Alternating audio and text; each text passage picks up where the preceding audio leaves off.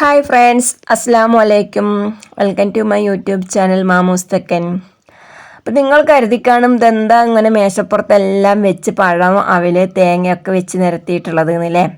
അപ്പം നമ്മളൊരു സംഭവം ഉണ്ടാക്കാൻ പോവുകയാണ് കേട്ടോ. കൊച്ചിക്കോയ.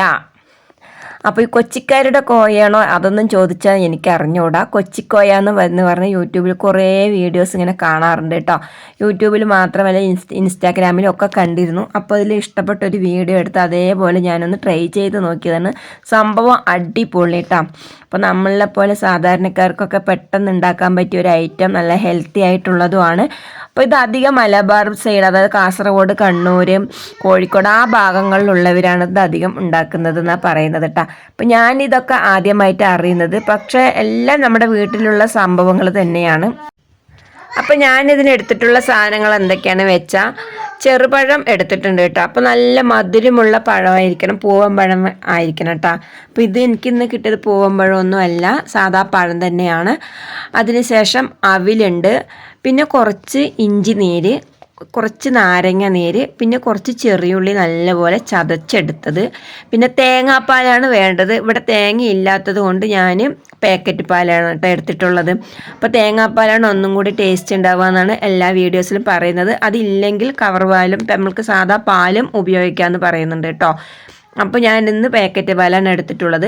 അപ്പോൾ ഞാൻ ഈ പഴമെല്ലാം തൊലിച്ച് ഒരു ബൗളിൽ അങ്ങോട്ട് ഇട്ട് കൊടുക്കുകയാണ് കേട്ടോ.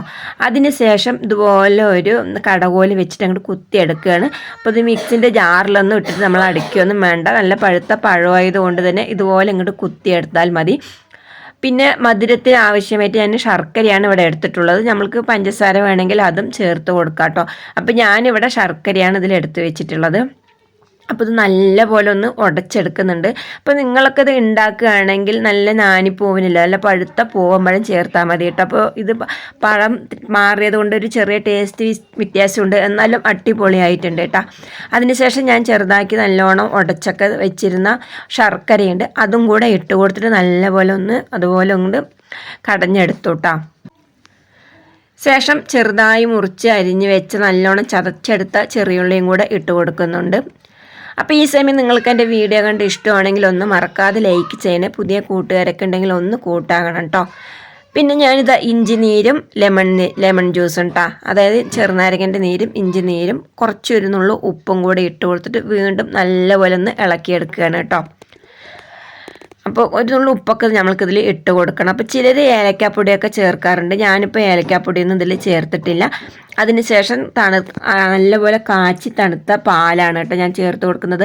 അപ്പോൾ ഈ സമയം തേങ്ങാപ്പാലാണ് ഒഴിച്ചു കൊടുത്തതെങ്കിൽ ഇങ്ങനെയുള്ള ഈ ഡ്രിങ്ക്സിന് നല്ല അടിപൊളിയായിരിക്കും കേട്ടോ, നല്ലൊരു ടേസ്റ്റ് ആയിരിക്കും.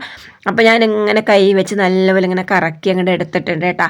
പിന്നെ ഇത് കഴിക്കുന്ന വിധം ആ വീഡിയോയിൽ കണ്ട അതേപോലെ തന്നെ കേട്ടോ ഞാനും കഴിച്ച സംഭവം അടിപൊളി, നല്ല ഇഷ്ടപ്പെട്ടു കേട്ടോ. നമ്മൾക്കിങ്ങനെ ഉച്ച സമയത്താണെങ്കിലും വൈകുന്നേരം ചായൻ്റെ സമയത്താണെങ്കിലും ഇതൊക്കെ കഴിച്ച് കഴിഞ്ഞാൽ വയറൊക്കെ അങ്ങോട്ട് ഫുള്ളാകും കേട്ടോ. അപ്പോൾ കുറച്ച് അവിലെടുത്തിട്ട് അതിൻ്റെ മീതെ ഈ കൂട്ടങ്ങോട്ട് ഒഴിച്ചു കൊടുക്കുകയാണ്.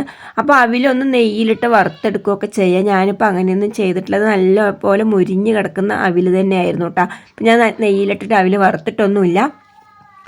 അപ്പോൾ അവിലിൻ്റെ മീതെ ഈ കൂട്ടുണ്ടല്ലോ, ഈ കൂട്ടങ്ങോട്ട് ഒഴിച്ചു കൊടുത്തിട്ട് ഇതുപോലെ കുഴച്ച് കുറച്ചായി മിക്സ് ചെയ്ത് എടുത്ത് കഴിക്കുക തന്നെയാണ് കേട്ടോ. അപ്പോൾ എല്ലാവർക്കും നല്ല ഇഷ്ടപ്പെട്ടു. അപ്പോൾ ഇതുപോലെ ഉണ്ടാക്കിയവരൊക്കെ ഉണ്ടെങ്കിൽ ഒന്ന് അറിയിക്കണേ, ഇതിൻ്റെ ടേസ്റ്റ് എന്താണ് എന്നുള്ളത് ഒന്ന് കമൻറ്റ് ബോക്സിൽ അറിയിക്കണം കേട്ടോ.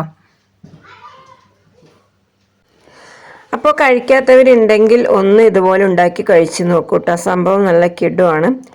അപ്പോൾ ഇത്രയും നേരം വീഡിയോ കൊണ്ട് സഹകരിച്ച എൻ്റെ എല്ലാ കൂട്ടുകാർക്കും ഒരുപാട് നന്ദിയുണ്ട് കേട്ടോ. അപ്പോൾ നല്ലൊരു വീഡിയോ ആയിട്ട് നമുക്ക് വീണ്ടും കാണാം.